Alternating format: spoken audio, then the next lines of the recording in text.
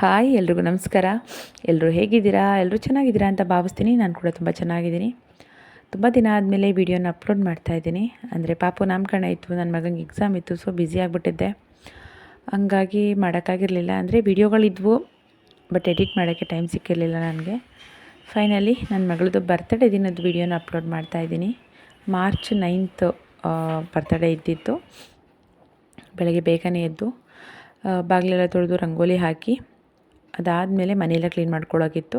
ಅದಕ್ಕಿಂತ ಮುಂಚೆ ನಾನು ಬಿಸಿನೀರು ಕುಡಿತೀನಲ್ವ, ಸೊ ಪ್ಲೇನ್ ವಾಟರೇ ಕುಡಿತಾ ಇದ್ದೀನಿ. ಲೆಮನ್ ಹನಿ ಏನು ಹಾಕ್ಕೊಳ್ತಾ ಇಲ್ಲ. ಹಾಗೆ ಡಿಟಾಕ್ಸ್ ಡ್ರಿಂಕ್ ಕೂಡ ಮಾಡ್ತಾ ಇಲ್ಲ. ಅಂದರೆ ಸ್ವಲ್ಪ ಬ್ಯುಸಿ ಆಗಿಬಿಟ್ಟಿದ್ದೆ, ಅಷ್ಟು ಮಾಡೋಷ್ಟು ಟೈಮ್ ಸಿಗ್ತಿರ್ಲಿಲ್ಲ ನನಗೆ. ಹಾಗಾಗಿ ಫಸ್ಟು ಕಿಚನ್ ಕ್ಲೀನ್ ಮಾಡ್ಕೊತಾ ಇದ್ದೀನಿ. ಸ್ಟವ್ ಎಲ್ಲ ಸ್ವಲ್ಪ ಗಲೀಜಾಗಿತ್ತು. ಅಂದರೆ ಏನಾಯಿತು ಅಂದರೆ ನಿನ್ನೆ ನೈಟು ಶಾಪಿಂಗ್ ಹೋಗಿದ್ವಿ ನಾವು ಪಾಪುಗೆ ಬಟ್ಟೆ ತರೋಕ್ಕೆ ಅಂತ. ಹಂಗಾಗಿ ಲೇಟಾಗೋಯಿತು ಬರೋದು. ಬಂದು ನನಗೆ ಕ್ಲೀನ್ ಮಾಡೋಕ್ಕಾಗಿಲ್ಲ, ಮಲಗಿಬಿಟ್ಟೆ. ಅಂದರೆ ಹೆಂಗಿದ್ರು ದೇವಸ್ಥಾನಕ್ಕೆ ಹೋಗೋದು ಸಂಜೆ ಅಲ್ವಾ, ಅಲ್ಲಿ ತನಕ ಆರಾಮಾಗಿ ಮಾಡ್ಕೋಬೋದಲ್ಲ ಅಂಥೇಳಿ ಸುಮ್ಮನಾಗ್ಬಿಟ್ಟೆ. ಆರಾಮಾಗೆ ಕೆಲಸ ಮಾಡ್ಕೊತಾ ಇದ್ದೀನಿ. ಸ್ಟವ್ ಎಲ್ಲ ಒರೆಸಿ ಮನೆಯೆಲ್ಲ ಕ್ಲೀನ್ ಮಾಡಿದ್ದಾಯಿತು. ಅದಾದಮೇಲೆ ಸ್ವಲ್ಪ ಆಚೆ ಹೋಗೋದಿತ್ತು. ಏನಪ್ಪ ಅಂದರೆ ನನ್ನ ಮಗಳು ಬರ್ತ್ಡೇಗೆ ಒಂದು ಸ್ಪೆಷಲ್ ಗಿಫ್ಟ್ ಕೊಡೋಣ ಅಂತ ಅಂದ್ಕೊಂಡಿದ್ದೀನಿ. ತುಂಬ ದಿನದಿಂದ ಅಂದ್ಕೊಳ್ತಾ ಇದ್ದೆ, ನನ್ನ ಮಗ ಹುಟ್ಟಿದಾಗಲೇ ಅಂದ್ಕೊಳ್ತಾ ಇದ್ದೆ ಗಿಫ್ಟ್ ಕೊಡಬೇಕು ಅಂತ. ಏನದು ಅಂದರೆ ನನ್ನ ಮಗನದು ಮತ್ತು ನನ್ನ ಮಗಳದು ಇಬ್ಬರದ್ದು ಟ್ಯಾಟು ಹಾಕಿಸ್ಕೋಬೇಕು ಅನ್ನೋದು ನನಗೆ ತುಂಬ ಇಷ್ಟವಾಗಿರೋವಂಥದ್ದು. ಒಂದು ರೀತಿ ಕನಸು ಅಂತಲೇ ಹೇಳ್ಬೋದು.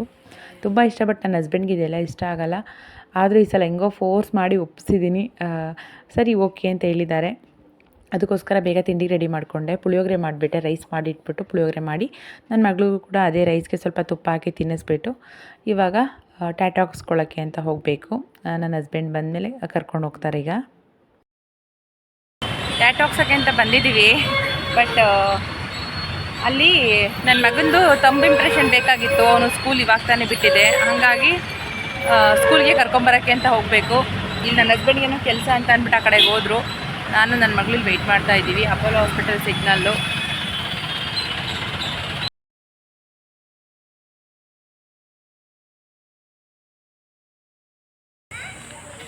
ನನ್ನ ಮಗನ ಕರ್ಕೊಂಡು ಹೋಗೋಕ್ಕೆ ಸ್ಕೂಲ್ ಹತ್ರ ಬಂದಿದ್ದೀವಿ. ನನ್ನ ಹಸ್ಬೆಂಡ್ ಒಳಗಡೆ ಹೋಗಿದ್ದಾರೆ, ನಾನು ಹೋಗಿಲ್ಲ. ನೋಡೋಣ, ಅವನಿಗೆ ನಾನು ಬರ್ತೀನಿ ಅಂತ ಒಂದು ಐಡಿಯಾನೇ ಇರಲಿಲ್ಲ.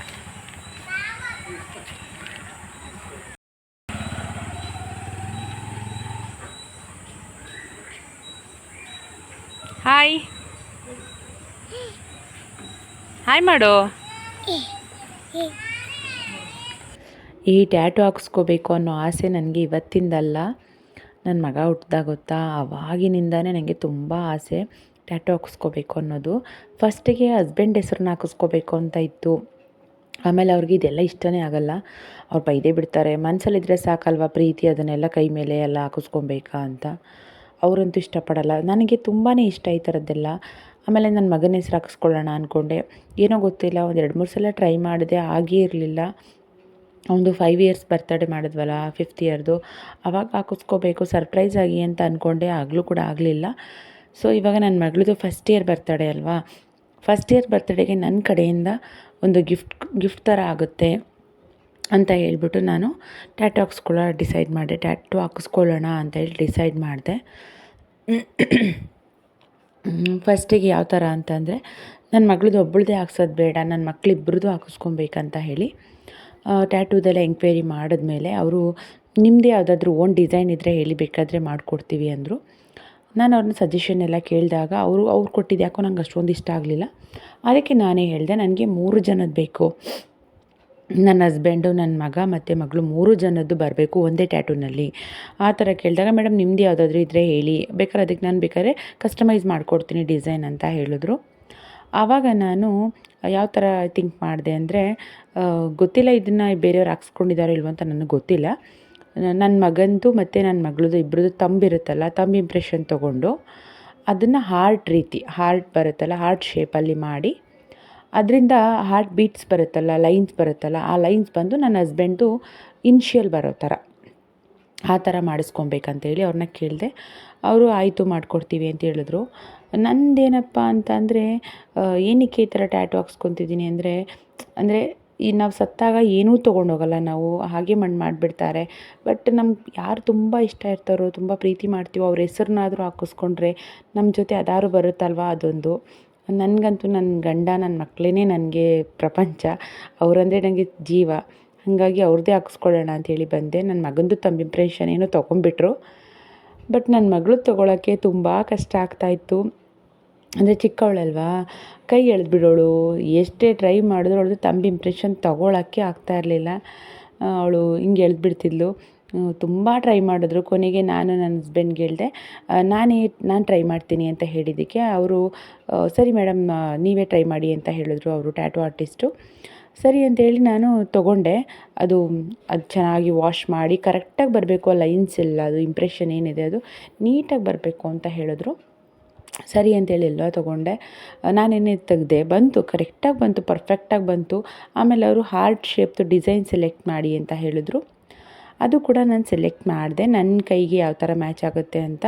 ನಾನು ಕೈಗೆ ಜಾಗ ಕೂಡ ಸೆಲೆಕ್ಟ್ ಮಾಡಿದ್ರು, ಎಲ್ಲಿ ಯಾವ ಪ್ಲೇಸ್ಗೆ ಹಾಕಿದ್ರೆ ಚೆನ್ನಾಗಿರುತ್ತೆ ಅಂತ. ಫಸ್ಟಿಗೆ ಲೆಫ್ಟ್ ಹ್ಯಾಂಡು ರಿಸ್ಟ್ ಇರುತ್ತಲ್ಲ, ಅಲ್ಲಿ ಹಾಕ್ಸೋಣ ಅಂದ್ಕೊಂಡೆ. ಅವರು ರಿಸ್ಟಿಗೆ ಹಾಕಿದ್ರೆ ಜಾಗ ಚಿಕ್ಕದಲ್ವ, ಅದು ಸ್ಮಾಲ್ ಆಗಿಬಿಡುತ್ತೆ, ಚೆನ್ನಾಗಿ ಕಾಣಿಸಲ್ಲ. ರೈಟ್ ಹ್ಯಾಂಡಿಗೆ ಹಾಕಿಸ್ಕೊಳ್ಳಿ, ಅಂದರೆ ಇದು ಕೈ ಬರುತ್ತಲ್ಲ ಅಲ್ಲಿಗೆ ಹಾಕಿಸ್ಕೊಳ್ಳಿ ಅಂತ ಹೇಳಿದ್ರು. ಓಕೆ ಅಂತ ಹೇಳಿದೆ. ನನಗೂ ಇಷ್ಟ ಆಯಿತು ರೈಟ್ ಹ್ಯಾಂಡಲ್ಲೇ ಇರಲಿ ಅಂತ. ಬಟ್ ಏನಪ್ಪ ಅಂದರೆ ತುಂಬ ಆಸೆಪಟ್ಟೆ ನಾನು. ಸಖತ್ ಖುಷಿ ಅಂದರೆ ಸಿಕ್ಕಾಪಟ್ಟೆ ಖುಷಿ ಆಗೋಯಿತು. ಎಷ್ಟು ಎಕ್ಸೈಟ್ ಆಗಿದ್ದೆ ಗೊತ್ತಾ, ನಾನು ತುಂಬಾ ಎಕ್ಸೈಟ್ ಆಗಿದ್ದೆ. ನಾನು ಫೈನಲಿ ನನ್ನ ಮಗಳದು ಹಸ್ಬೆಂಡ್ದೆಲ್ಲ ನಾನು ಟ್ಯಾಟೂ ಹಾಕಿಸ್ಕೊತಿದ್ದೀನಿ ಅಂತ. ಬಟ್ ಅದು ಆಗಲಿಲ್ಲ. ಏನಕ್ಕೆ ಅಂತ ಅಂದರೆ ಅವ್ರು ನನ್ನ ಕೇಳಿದ್ರು, ಮೇಡಮ್ ಬ್ರೆಸ್ಟ್ ಫೀಡ್ ಮಾಡ್ತಾಯಿದ್ದೀರಾ ಮಗುಗೆ ಅಂತ ಕೇಳಿದ್ರು. ಹೌದು ಅಂತ ಹೇಳಿದ್ದಕ್ಕೆ, ಮೇಡಮ್ ಬ್ರೆಸ್ಟ್ ಫೀಡ್ ಮಾಡೋದಿದ್ರೆ ಬೇಡ ಮೇಡಮ್, ಅಂದರೆ ಅದು ಇಂಕು ಬ್ಲಡ್ಡಿಗೆ ಮಿಕ್ಸ್ ಆಗುತ್ತೆ, ಆವಾಗ ಇನ್ಫೆಕ್ಷನ್ ಆಗಿಬಿಡುತ್ತೆ, ಪಾಪುಗೇನಾದ್ರು ಅಲರ್ಜಿ ಆಗಿಬಿಟ್ರೆ ಕಷ್ಟ, ಹಂಗಾಗಿ ಸದ್ಯಕ್ಕೆ ಬೇಡ ಮೇಡಮ್. ಬೇಕಾದರೆ ಡಿಸೈನ್ ಎಲ್ಲ ಸೆಲೆಕ್ಟ್ ಮಾಡಿ ಇಟ್ಟಿದ್ದೀರ, ನಾವು ರೆಡಿ ಮಾಡಿ ಇಟ್ಟಿರ್ತೀನಿ.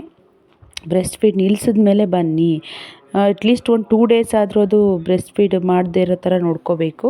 ಇವಾಗ ಇನ್ನೂ ಚಿಕ್ಕವಳಲ್ಲ, ನಾನು ಮರ್ತುಬಿಟ್ಟೆ ಮೇಡಮ್, ಬೇಜಾರು ಮಾಡ್ಕೋಬೇಡಿ, ಬನ್ನಿ 2 ಡೇಸ್ ಒಂದು 6 ಮಂತ್ಸ್ ಬಿಟ್ಟು ಬನ್ನಿ ಅಂತ ಹೇಳಿದ್ರು. ನಿಜ ಹೇಳ್ತಿದ್ದೀನಿ, ಎಷ್ಟು ಡಿಸಪಾಯಿಂಟ್ ಆಯಿತು ಗೊತ್ತಾ. ಎಷ್ಟು ಎಕ್ಸೈಟ್ ಆಗಿದ್ನೋ ಅಷ್ಟೇ ಬೇಜಾರಾಗೋಯಿತು. ಬಟ್ ಏನು ಮಾಡೋಕ್ಕಾಗಲ್ಲ, ಮಗು ಹೆಲ್ತ್ ದೃಷ್ಟಿಯಿಂದ ಹಾಗೆ ಬಂದುಬಿಟ್ಟೆ. ಮನೆಗೆ ಬಂದು ನಾನು ಸ್ನಾನ ಮಾಡಿ, ನನ್ನ ಮಗ ಹಸ್ಬೆಂಡ್ ಎಲ್ಲರೂ ಸ್ನಾನ ಮಾಡಿದ್ವಿ. ಪಾಪುಗೆ ಮಿಲ್ಕ್ ಬಾತ್ ಮಾಡ್ಸೋಣ ಅಂತ ರೆಡಿ ಮಾಡಿಕೊಂಡೆ. ನನ್ನ ಮಗನಿಗೂ ಅಷ್ಟೇ, ಅವ್ನು ಹುಟ್ಟಿದಾಗ ನಾನು ಈ ಥರ ಮಿಲ್ಕ್ ಬಾತ್ ಮಾಡಿಸಿದ್ದೆ. ಸ್ವಲ್ಪ ನೀರಿಗೆ, ಅಂದರೆ ಉಗುರು ಬೆಚ್ಚಗಿರೋ ನೀರಿಗೆ ಸ್ವಲ್ಪ ಹಾಲು ಹಾಕಿಬಿಟ್ಟು ರೋಸ್ ಪೆಟಲ್ಸ್ ಎಲ್ಲ ಹಾಕಿ ಅದರೊಳಗಡೆ ಕೂರಿಸೋಳಿಗೆ ಸ್ನಾನ ಮಾಡಿಸ್ತಾ ಇದ್ದೀನಿ. ಸ್ಟಾರ್ಟಿಂಗ್ ಏನು ಅಂದ್ಕೊಂಡೆ ಅಂದರೆ, ನಾನು ಅವಳು ಇಷ್ಟಪಡಲ್ವೇನೋ, ಕಿರಿಕಿರಿ ಮಾಡ್ತಾಳೇನೋ ಅಂದ್ಕೊಂಡೆ. ಬಟ್ ಸಿಕ್ಕಾಪಟ್ಟೆ ಎಂಜಾಯ್ ಮಾಡಿದ್ಲು. ಅವಳು ನೋಡಿ ಎಷ್ಟು ಖುಷಿ ಪಡ್ತಿದ್ದಾಳೆ ಅಂದರೆ, ಸಿಕ್ಕಾಪಟ್ಟೆ ಖುಷಿ ಪಡ್ತಾ ಇದ್ಲು. ಅವಳಿಗೆ ಎತ್ಕೊಳ್ಳೋಕ್ಕೆ ಇಷ್ಟ ಇಲ್ಲ, ನಾವು ಆಚೆ ಕರ್ಕೊಳ್ಳೋಕ್ಕೆ ಇಷ್ಟ ಇಲ್ಲ, ಆ ಥರ ಇದ್ಲು. ತುಂಬಾ ಎಂಜಾಯ್ ಮಾಡ್ತಾಯಿದ್ಲು. ನನಗೂ ಅಷ್ಟೇ ಸಿಕ್ಕಾಪಟ್ಟೆ ಖುಷಿ ಆಯಿತು. ಅಂದರೆ ಏನು ಗೊತ್ತಾ, ಇದೆಲ್ಲ ಒಂಥರ ಏನೋ ಚಿಕ್ಕ ಮೆಮೊರೀಸ್ ಅಷ್ಟೇ. ಬರ್ತ್ಡೇ ದಿನ ಮಿಲ್ಕ್ ಬಾತ್ ಮಾಡಿಸಿದ್ವಿ ಅಂತ ಒಂದು ಮೆಮೊರಿ ಅಷ್ಟೇ, ಅದಕ್ಕೋಸ್ಕರನೇ ಮಾಡಿಸಿದ್ದು. ನನ್ನ ಮಗನಿಗೂ ಕೂಡ ಮಾಡಿಸಿದ್ದೀನಿ, ಅವನ ಫಸ್ಟ್ ಬರ್ತಡೇಗೆ ಮಾಡಿಸಿದ್ದೆ. ಸೊ ಮಗಳಿಗೂ ಕೂಡ ಮಾಡಿಸಿದ್ದಾಯಿತು. ಆ್ಯಕ್ಚುಲಿ ಅವಳಿಗೂ 9th ಮಂತಲ್ಲಿ ಇದು ಹೊಸ್ಲು ದಾಟೋದ್ಲಲ್ಲ, ಆವಾಗಲೇ ಮಾಡಿಸ್ಬೇಕು ಅಂದ್ಕೊಂಡಿದ್ದು. ಆಮೇಲೆ ಫಸ್ಟ್ ಬರ್ತಡೇಗೆ ಮಾಡ್ಸೋಣ ಅಂತ ಮಾಡಿಸ್ಲಿಲ್ಲ. ಅದಾದಮೇಲೆ ಹೆಂಗಿದ್ರು ಅವಳು ಚೆನ್ನಾಗಿ ಆಟ ಆಡ್ಕೊಂಡು ಎಂಜಾಯ್ ಮಾಡ್ತಾ ಇದ್ಲಲ್ಲ. ಸೊ ಫೋಟೋಸು ಸ್ವಲ್ಪ ವೀಡಿಯೋಸ್ ಎಲ್ಲ ತೊಗೊಂಬಿಡೋಣ ಅಂತ ಹೇಳಿ ಸ್ವಲ್ಪ ಫೋಟೋಸು ವೀಡಿಯೋಸ್ ಎಲ್ಲ ತೊಗೊಂಡೆ. ಪರವಾಗಿಲ್ಲ, ಚೆನ್ನಾಗಿ ಬಂದಿದೆ ಎಲ್ಲ ಕೂಡ. ನಮ್ಗೆ ಅದೊಂದೇ ಖುಷಿ. ಆಮೇಲೆ ಇನ್ನೊಂದು ಏನಪ್ಪ ಅಂದರೆ, ಚೆನ್ನಾಗಿ ಕಲ್ತ್ಕೊಂಡ್ಬಿಟ್ಟಿದ್ದಾಳೆ ಇವಾಗ ಫೋಟೋಗೆಲ್ಲ ಪೋಸ್ ಕೊಡೋದು. ನಾನು ಯಾವ ಕಡೆ ಕರೆದ್ರೂ ಆ ಕಡೆಗೆ ತಿರುಗಿ ನೋಡ್ತಾಳೆ. ಸ್ಮೈಲ್ ಅಂದರೆ ಸ್ಮೈಲ್ ಮಾಡ್ತಾಳೆ, ಮೇಲ್ ನೋಡು ಅಂದರೆ ಮೇಲ್ ನೋಡೋದೆಲ್ಲ ಮಾಡ್ತಾಳೆ. ಎಷ್ಟು ಬೇಗ ಎಲ್ಲ ಮಕ್ಕಳು ಕಲ್ತ್ಕೊಂಡ್ಬಿಟ್ರು, ಎಷ್ಟು ಬೇಗ ದೊಡ್ಡವಳಾಗ್ಬಿಟ್ಲು ಅಂತ ಅನಿಸುತ್ತೆ. ಗೊತ್ತೇ ಆಗಿಲ್ಲ ನನಗಂತೂ. 1 ವರ್ಷ ಆಗಿದ್ದು, ನನ್ನ ಮಗಳಿಗೆ 1 ವರ್ಷ ಆಗಿದೆ ಅಂದ್ರೇ ನಂಬೋಕ್ಕಾಗ್ತಿಲ್ಲ, ಎಷ್ಟು ಬೇಗ ಮುಗೀತಪ್ಪ ಅನ್ನಿಸ್ತಿದೆ. ಆದರೂ ಖುಷಿನೇ, ಬೇಗ ದೊಡ್ಡವರಾಗ್ತಿದ್ದಾರೆ ಅನ್ನೋದೊಂದು ಖುಷಿ. ಒಂದೊಂದು ಸ್ಟೇಜಲ್ಲಿ ಒಂದೊಂದು ಥರ ಖುಷಿ ಇರುತ್ತೆ. ಫೈನಲಿ ಎಲ್ಲರೂ ರೆಡಿಯಾಗಿ ನಾವು ದೇವಸ್ಥಾನಕ್ಕೆ ಹೋಗ್ತಿದ್ದೀವಿ, ಚಾಮುಂಡಿ ಬೆಟ್ಟಕ್ಕೆ ಹೋಗ್ತಿದ್ದೀವಿ. ನಾನು ಫಸ್ಟ್ ಬರ್ತಡೇಗೆ ಅವಳನ್ನ ಚಾಮುಂಡಿ ಬೆಟ್ಟಕ್ಕೆ ಕರ್ಕೊಂಡು ಹೋಗ್ಬೇಕು ಅನ್ನೋದೊಂದಿತ್ತು, ಹಾಗಾಗಿ ಚಾಮುಂಡಿ ಬೆಟ್ಟಕ್ಕೆ ಹೋಗ್ತಾಯಿದ್ದೀನಿ. ಇಲ್ಲಿ ನಾವು ಫಸ್ಟ್ ಬೈಕಲ್ಲೇ ಹೋಗೋಣ ಅಂದ್ಕೊಂಡ್ವಿ. ಆಮೇಲೆ ಸಂಜೆ ಹೊತ್ತಲ್ವ, ಬೇಡ ಅಂಥೇಳಿ ಬಸ್ಸಿಗೆ ಹೋಗೋಣ ಅಂಥೇಳಿ ಪ್ಲ್ಯಾನ್ ಚೇಂಜ್ ಮಾಡಿ ಅಲ್ಲಿ ಬೈಕ್ ಪಾರ್ಕ್ ಬರೋಕ್ಕೆ ಹೋಗಿದ್ರು ನನ್ನ ಹಸ್ಬೆಂಡು. ಪಾರ್ಕ್ ಮಾಡಿ ಬಂದ ಮೇಲೆ ಬಸ್ ಬಂತು, ಹೋಗ್ತಾ ಇದ್ದೀವಿ. ನಾವು ಬಸ್ಸಲ್ಲಿ ಹೋಗ್ತಿರೋದು ನನ್ನ ಮಗನಿಗೆ ಸಿಕ್ಕಾಪಟ್ಟೆ ಖುಷಿ ಆಯಿತು. ಏನು ಹೇಳ್ತಿದ್ದ ಅಂದರೆ, ಅಮ್ಮ ಕಾರು ಬೇಡ, ಬೈಕು ಬೇಡ, ನಾವು ಯಾವಾಗಲೂ ಬಸ್ಸಲ್ಲೇ ಹೋಗೋಣ ಕಣಮ್ಮ ಅಂತಿದ್ದ. ಅಂದರೆ ಅದು ಎ ಸಿ ಬಸ್ಸು ಹಿಂದೆಗಡೆ ಹೈಟ್ ಇರುತ್ತಲ್ವ, ಅವನು ಹಿಂದೆ ಕೂತಿದ್ದರಿಂದ ಅದು ಒಂಥರ ಏನೋ ಮೇಲೆ ಕೂತಿದ್ದೀನಿ ಅನ್ನೋ ಥರ ಫೀಲ್ ಆಗ್ತಿತ್ತು ಅವನಿಗೆ. ಅಂದರೆ ವ್ಯೂ ಎಲ್ಲ ತುಂಬ ಚೆನ್ನಾಗಿ ಕಾಣಿಸ್ತಾ ಇತ್ತು. ಮೈಸೂರು ಆಲ್ಮೋಸ್ಟ್ ಅಂದರೆ ಬೆಟ್ಟಕ್ಕೆ ಬರೋರೆಲ್ಲ ಆಲ್ಮೋಸ್ಟ್ ವ್ಯೂ ನೋಡೋಕ್ಕೆ ಬರ್ತಾರೆ. ಅದರಲ್ಲೂ ಸಂಜೆ ಹೊತ್ತಲ್ಲಂತೂ ಸೂಪರಾಗಿ ಕಾಣುತ್ತೆ. ದಸರಾ ಟೈಮಲ್ಲಿ ಲೈಟಿಂಗ್ಸ್ ಹಾಕ್ತಾರಲ್ಲ ಆವಾಗ ನೋಡಬೇಕು, ಎಷ್ಟು ಚೆನ್ನಾಗಿ ಕಾಣುತ್ತೆ ಅಂದರೆ ಸೂಪರಾಗಿ ಕಾಣುತ್ತೆ. ನೋಡಿ ಹೆಂಗೆ ಕಾಣಿಸ್ತಾ ಇತ್ತು ಮೈಸೂರು. ಅಂದರೆ ನನ್ನ ಮಗ ಕೇಳ್ತಾ ಇದ್ದ, ಅಮ್ಮ ನಮ್ಮ ಮನೆ ಎಲ್ಲಮ್ಮ ಕಾಣಿಸ್ತಾನೇ ಇಲ್ಲ ಅಂತ ಹೇಳ್ತಾ ಇದ್ದ. ಹಾಗೆ ಮಾತಾಡಿಕೊಂಡು ನಾನು ಜಸ್ಟ್ ಒಂದೊಂದು ಕ್ಲಿಪ್ಪಿಂಗ್ ತೊಗೊಂಡೆ ಅಷ್ಟೇ. ತುಂಬ ಚೆನ್ನಾಗಿ ಕಾಣಿಸ್ತಾ ಇತ್ತು. ನಾನು ಅಂದರೆ ನನ್ನ ಮಗಳಿಗೆ ಚಾಮುಂಡಿ ಬೆಟ್ಟಕ್ಕೆ ಕರ್ಕೊಂಬರ್ಬೇಕಂತ ಅಂದ್ಕೊಂಡಿದ್ದೆ. ನಮಗೆ ಮೊದಲಂತೂ ಯಾವಾಗಲೂ ಅಷ್ಟೇ, ನಾವು ಖುಷಿಯಾದರೂ ಚಾಮುಂಡಿ ಬೆಟ್ಟ, ಬೇಜಾರಾದರೂ ಚಾಮುಂಡಿ ಬೆಟ್ಟ, ಏನೇ ಆದರೂ ಚಾಮುಂಡಿ ಬೆಟ್ಟಕ್ಕೆ ಹೋಗ್ತಾಯಿದ್ವಿ. ಬಟ್ ಇತ್ತೀಚೆಗೆ ಅಂದರೆ ಕಾರ್ ಸೇಲ್ ಮಾಡಿಬಿಟ್ವಲ್ವ, ಹಾಗಾಗಿ ಕಾರ್ ಇಲ್ಲ ಅನ್ನೋ ಉದ್ದೇಶಕ್ಕೋಸ್ಕರ, ಆಮೇಲೆ ಪಾಪು ಚಿಕ್ಕವಳಲ್ವ, ನಾವು ಹೋದರೆ 4 ಜನ ಹೋಗಬೇಕು, ಆಗಲ್ಲ ಅಂತೇಳಿ ಸ್ವಲ್ಪ ಹೋಗೋಕ್ಕಾಗ್ತಾ ಇರಲಿಲ್ಲ. ಬಟ್ ಬರ್ತಡೇ ದಿನ ಅಂತೂ ಹೋಗಲೇಬೇಕು ಅಲ್ಲಿಗೆ ಅಂತ ಹೇಳಿದ್ದಕ್ಕೆ ನನ್ನ ಹಸ್ಬೆಂಡು ಸರಿ ಸಂಜೆ ಹೋಗೋಣ, ಅಂದರೆ ಮಗನಿಗೆ ಸ್ಕೂಲ್ ಇತ್ತಲ್ಲ ಅವನು ಮುಗಿಸ್ಕೊಂಡು ಬಂದುಬಿಡಲಿ ಅಂತ ಹೇಳಿದರು. ಅವನ್ನ ಬಿಟ್ಟು ಹೋಗೋಕ್ಕಾಗಲ್ವಲ್ಲ ಅಂತ ಅವನದು ಎಲ್ಲ ಮುಗಿಸ್ಕೊಂಡು ಬಂದು, ಹಾಗೆ ನಾವು ಟ್ಯಾಟೋದು ಎಲ್ಲ ಮುಗಿಸಿ ಬಂದಮೇಲೆ ಸಂಜೆ ನಾವು ಬಂದ್ವಿ. ಸಂಜೆ ಆಲ್ಮೋಸ್ಟ್ ಕತ್ಲಾಗ್ತಾಯಿತ್ತು, ಅಂದರೆ ಒಂದು 5:30 6 ಗಂಟೆ ಆ ಟೈಮು. ತುಂಬಾ ಚೆನ್ನಾಗಿತ್ತು, ಕೂಲಾಗಿತ್ತು. ಸಂಜೆ ಹೊತ್ತಲ್ಲಿ ದೇವಸ್ಥಾನಕ್ಕೆ ಹೋಗೋದೇ ಒಂಥರ ಚೆನ್ನಾಗಿರುತ್ತೆ. ನೋಡಿ ಎಷ್ಟು ಚೆನ್ನಾಗಿ ಕಾಣಿಸ್ತಿದೆ ದೇವಸ್ಥಾನದ ಹತ್ರ ಅಂತ. ಸೂರ್ಯ ಮುಳುಗ್ತಾ ಇದ್ದಾನೆ ನೋಡಿ, ಎಷ್ಟು ಚೆನ್ನಾಗಿ ಕಾಣಿಸ್ತಿತ್ತಂತ. ಮತ್ತು ಕೂಲಾಗಿತ್ತು, ಆದರೂ ಕೂಡ ತುಂಬ ರಶ್ ಕೂಡ ಇತ್ತು. ಹಾಗೆ ನಾನು ಪೋಸ್ಟ್ ಹಾಕಿದ್ನಲ್ಲ ಪಾಪು ಬರ್ತಡೇದು, ಹಾಗಾಗಿ ಸ್ವಲ್ಪ ಜನ ಕಮೆಂಟ್ ಮಾಡಿದರು, ಪಾಪು ಬರ್ತಡೇ ಮಾಡ್ತಿದ್ದೀರಾ ಸಿಸ್ಟರ್, ಸೆಲೆಬ್ರೇಷನ್ ಮಾಡ್ತಿಲ್ವಾ, ಸೆಲೆಬ್ರೇಷನ್ ಮಾಡಿದರೆ ವಿಡಿಯೋ ಅಪ್ಲೋಡ್ ಮಾಡಿ ಅಂತೆಲ್ಲ ಕೇಳಿದರೆ, ಅದಕ್ಕೆ ಇದೇ ವ್ಲಾಗಲ್ಲೇ ಆನ್ಸರ್ ಮಾಡ್ತಾಯಿದ್ದೀನಿ. ನಾವು ಪಾಪು ಬರ್ತಡೇನ ಮಾಡಿಲ್ಲ, ಫಸ್ಟ್ ಇಯರ್ ಬರ್ತಡೇ ಸೆಲೆಬ್ರೇಟ್ ಮಾಡಲಿಲ್ಲ. ಏನಕ್ಕೆ ಅಂತ ಅಂದರೆ, ಈ ಪುರೋಹಿತರ ಹತ್ರ ಶಾಸ್ತ್ರ ಕೇಳ್ತೀವಲ್ಲ, ಆ ಥರ ಕೇಳಿದಾಗ ಅವರು ಹೇಳಿದ್ದು ಸಮ ವರ್ಷಕ್ಕೆ ಮಾಡಬಾರ್ದು, ಅಂದರೆ ಸಮ ಮಾಡಬೇಡಿ, 1 ದಿನ ಅಥವಾ 2 ದಿನ ಹೆಚ್ಚಿಸ್ಕೊಂಡು ಆಯಸ್ಸು ಅಭಿವೃದ್ಧಿ ಆಗಲಿ ಅಂತೇಳಿ ನೀವು ಯಾವಾಗ ಬೇಕಾದರೂ ಸೆಲೆಬ್ರೇಷನ್ ಮಾಡ್ಕೊಳ್ಳಿ ಅಂತ ಹೇಳಿದ್ರು. ನನ್ನ ಮಗನಿಗೂ ಕೂಡ ಅದೇ ರೀತಿಯೇ ಹೇಳಿದ್ದು. ಸೊ ಹಾಗಾಗಿ ನಾವು ಪಾಪು 9th ಹುಟ್ಟಿದಾಗ ನಾವು 11th ಸಂಡೇ ಸಿಗುತ್ತಲ್ಲ ಅವತ್ತು, ಅಲ್ಲ 10th ಸಂಡೇ ಸಿಗುತ್ತಲ್ಲ ಅವತ್ತು ಮಾಡೋಣ ಅಂದ್ಕೊಂಡ್ವಿ. ಅವತ್ತು ಅಮಾವಾಸ್ಯೆ ಇತ್ತು, ಅಮಾವಾಸ್ಯೆ ದಿನ ಮಾಡೋಕ್ಕಾಗಲ್ಲ, ಅದಲ್ಲದೆ ನಮಗೆ ಸಂಡೇನೇ ಬೇಕಾಗಿತ್ತು. ಅದಕ್ಕೋಸ್ಕರ 17th ನಾವು ಪ್ರೋಗ್ರಾಮ್ ಇಟ್ಕೊಂಡಿದ್ದು ಫಂಕ್ಷನ್ನ, ನಾಮಕರಣ ಮಾಡಿಬಿಟ್ಟು ಒಟ್ಟಿಗೆ ಬರ್ತಡೇ ಕೂಡ ಮಾಡೋಣ ಅಂತ ಅಂದ್ಕೊಂಡಿದ್ದು. ಹೆಂಗಿದ್ರು ಮಾಡ್ತಿದ್ದೀವಲ್ಲ, ಇನ್ನು ಸೆಲೆಬ್ರೇಷನ್ ಮಾಡೋದು ಬೇಡ ಅಂತ ಮನೆಯಲ್ಲಿ ನಾವು ಯಾವುದೇ ರೀತಿ ಸೆಲೆಬ್ರೇಷನ್ ಮಾಡಲಿಲ್ಲ. ಮಾಮೂಲಿ ದೇವಸ್ಥಾನಕ್ಕೆ ಹೋದ್ವಿ, ಪಾಪುಗೆಲ್ಲ ಸ್ನಾನ ಮಾಡಿಸಿ ನಾವೆಲ್ಲರೂ ರೆಡಿಯಾಗಿ ದೇವಸ್ಥಾನಕ್ಕೆ ಹೋಗಿ ಪೂಜೆ ಮಾಡಿಸ್ಕೊಂಡು ದೇವರದ್ದು ಆಶೀರ್ವಾದ ತೊಗೊಂಡು ಬಂದ್ವಿ. ಹಾಗೆ ಮನೆಯಲ್ಲಿ ಕೂಡ ನಾನು ಏನೂ ಸ್ವೀಟ್ ಆ ಥರ ಏನೂ ಮಾಡಲಿಲ್ಲ, ಸೆಲೆಬ್ರೇಷನ್ನೇ ಮಾಡಲಿಲ್ಲ ಹೇಳಬೇಕು ಅಂತಂದರೆ. ಮನೆಗೆ ಬಂದು ಇದು ನಾರ್ಮಲಾಗಿ ಇದ್ದಿದ್ದಷ್ಟೇ. ಆಮೇಲೆ 17th ನಾವು ಮಾಡಿದ್ದು, ಕೇಳಿದ್ರಲ್ವ, ಅದಕ್ಕೋಸ್ಕರ ಇದೇ ಬ್ಲಾಗಲ್ಲೇ ಹೇಳಿಬಿಟ್ಟೆ. ನಾವು ಪಾಪು ಬರ್ತಡೇ ಸೆಲೆಬ್ರೇಷನ್ ಮಾಡಲಿಲ್ಲ, ನನ್ನ ಮಗನಿಗೂ ಅದೇ ಥರ ಮಾಡಿದ್ದು, ಅದಕ್ಕೋಸ್ಕರ. ಅದಾದಮೇಲೆ ಇವಾಗ ಇಲ್ಲಿ ದೇವಸ್ಥಾನಕ್ಕೆ ಬಂದ್ವಿ. ನಾವು ನಾರ್ಮಲಾಗಿ ಕ್ಯೂ ಅಲ್ಲೇ ಹೋಗೋಣ ಅನ್ನೋದು ನನ್ನದೊಂದು ಆಸೆ ಇತ್ತು. ಸ್ಪೆಷಲ್ ಟಿಕೆಟ್ ಆ ಥರದ್ದೆಲ್ಲ ಏನು ಬೇಡ, ನಾರ್ಮಲಾಗಿ ಹೋಗೋಣ ಅಂತ ಅಂದೆ. ನಾವು ಬಂದಾಗೇನು ಅಷ್ಟೇನು ರಶ್ ಇರಲಿಲ್ಲ, ಸೊ ಕ್ಯೂ ಅಲ್ಲಿ ನಿಂತಿದ್ವಿ ತುಂಬ ಹೊತ್ತು. ಅಂದರೆ 1 hour ಟೈಮ್ ಇತ್ತು, 6:30 ಕ್ಲೋಸ್ ಮಾಡಿದರು, 7:30 ಓಪನ್ ಅಂತ. 1 hour ಹಾಗೆ ಟೈಮ್ ಪಾಸ್ ಆಯಿತು ಕೂತ್ಕೊಂಡಿದ್ದಾಗ. ಆಮೇಲೆ ಒಳಗಡೆ ಬಿಟ್ಟರು. ಎಷ್ಟು ರಶ್ ಇದೆ ನೋಡಿ, 7:30 ಬಿಟ್ಟಿದ್ದಾರೆ. ಎಷ್ಟು ರಶ್ ಅಂದರೆ ಸಿಕ್ಕಾಪಟ್ಟೆ ರಶ್ ಇತ್ತು. ಬಟ್ ಪಾಪು ಇರೋದ್ರಿಂದ ಬೇಗ ಬಿಟ್ಟರು, ನಮಗೆ ಬೇಗ ದರ್ಶನ ಆಯಿತು, ತುಂಬ ಚೆನ್ನಾಗಿ ದರ್ಶನ ಆಯಿತು. ಪೂಜೆ ಕೂಡ ಮುಗಿಸಿ ಆಚೆ ಬಂದು ಪ್ರಸಾದ ತಗೊಂಡು ಇವಾಗ ಹೊರಗಡೆ ಹೋಗ್ತಾ ಇದ್ದೀವಿ. ದೇವಸ್ಥಾನದ ಒಳಗಡೆ ನಮಗೆ ವಿಡಿಯೋ ಮಾಡೋ ಅಲೋ ಇಲ್ಲ ಅಲ್ವಾ, ಹಂಗಾಗಿ ವಿಡಿಯೋ ಮಾಡ್ಕೊಳ್ಳೋಕ್ಕಾಗಲಿಲ್ಲ. ಮತ್ತು ನಾನು ಮಾಡೋದು ಇಲ್ಲ, ಯಾಕಂದರೆ ಅಲ್ಲಿ ತುಂಬ ರಶ್ ಇದ್ದಾಗ ದೇವ್ರು ನೋಡೋಕ್ಕೆ ಸಿಗೋದೇ ನಮಗೆ ಚಾನ್ಸು. ಆವಾಗಲೂ ನಾನು ವಿಡಿಯೋ ಮಾಡ್ಕೊಂಡು ಕೂತ್ಕೊಂಡ್ರೆ ದೇವ್ರು ನೋಡೋಕ್ಕಾಗಲ್ಲ ಅಲ್ವಾ, ಹಾಗಾಗಿ ನಾನು ವಿಡಿಯೋ ಮಾಡಲಿಲ್ಲ. ಮತ್ತು ದೇವ್ರ ದರ್ಶನ ಅದು ತುಂಬ ಚೆನ್ನಾಗಾಯಿತು. ಲಾಸ್ಟ್ ಇಯರು ಫೆಬ್ರವರಿನಲ್ಲಿ ಹೋಗಿದ್ದೆ ನಾನು, ನನ್ನ ಹಸ್ಬೆಂಡ್ ಬರ್ತಡೇನಲ್ಲಿ. ಆಗಿನ ನಾನು ಪ್ರೆಗ್ನೆಂಟು ಆಗಿಬಿಟ್ಟು ಇವತ್ತೇ ಹೋಗಿದ್ದು. 1 ವರ್ಷ ಆಗೋಗಿತ್ತು ಆಲ್ಮೋಸ್ಟ್ ನನ್ನ ಅಮ್ಮನ ನೋಡಿ. ತುಂಬ ಖುಷಿಯಾಯಿತು. ನನ್ನ ಮಗಳನ್ನ ತೋರಿಸಿ ಪೂಜೆ ಮಾಡಿಸ್ಕೊಂಡು ಬಂದ್ವಿ. ಬರ್ತಾ ಇಲ್ಲಿ ಯಾವಾಗಲೂ ನಾವು ಇಲ್ಲಿ ದಾರ ಕಟ್ಟಿಸ್ಕೊಂಡು ಹಠ ಬಿಡಬೇಕು, ಹೇಳಿದ ಮಾತು ಕೇಳಲ್ಲ, ಮೊಂಟತನ. ಕಟ್ ಮಾಡಿಸಿ ನನ್ನ ಕೂಡ ದಾರ ಕಟ್ಟಿಸಿದ್ರು. ಪ್ರತಿ ಸಲ ಇಲ್ಲಿ ಬಂದಾಗ ದಾರ ಕಟ್ಟಿಸ್ಕೊಳ್ಳೋದು ಒಂದು ಅಭ್ಯಾಸ ಥರ ಆಗಿಬಿಟ್ಟಿದೆ. ಅದಾದಮೇಲೆ ಕತ್ಲಾಗಿ ಹೋಗಿತ್ತು, ಆಲ್ರೆಡಿ ಒಂದು 8 ಗಂಟೆ 8:15 ಆಗೋಗಿತ್ತು. ಸರಿ ಹೊರಟ್ಬಿಡೋಣ ಅಂತ ಹೊರಟ್ಬಿಟ್ವಿ. ನಾನೇನು ಶಾಪಿಂಗ್ ಮಾಡಲಿಲ್ಲ, ನೋಡಿದೆ ಸ್ವಲ್ಪ ಆಟ ಸಾಮಾನು ಏನಾದ್ರು ತೊಗೊಳ್ಳೋಣ ಪಾಪುಗೆ ಅಂತ. ಬಟ್ ಯಾಕೋ ಬೇಡ ಅನ್ನಿಸ್ತು. ಸೊ ಹೊರಟ್ಬಿಟ್ವಿ. ಒಂದು ಹೇರ್ ಬ್ಯಾಂಡ್ ತೊಗೊಂಡೆ ಅಷ್ಟೇ, ಅವಳಿಗೆ ಇನ್ನೇನು ತೊಗೊಳ್ಳಿಲ್ಲ.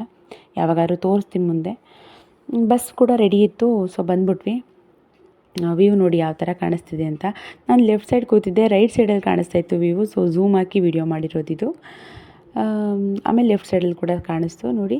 ಇದು ನಾರ್ಮಲ್ ಇರುವಾಗಲೇ ಇಷ್ಟು ಚೆನ್ನಾಗಿ ಲೈಟಿಂಗ್ ಕಾಣಿಸ್ತಾ ಇದೆ ಅಂದರೆ ದಸರಾ ಟೈಮಲ್ಲಿ ಯಾವ ಥರ ಕಾಣುತ್ತಲ್ವ.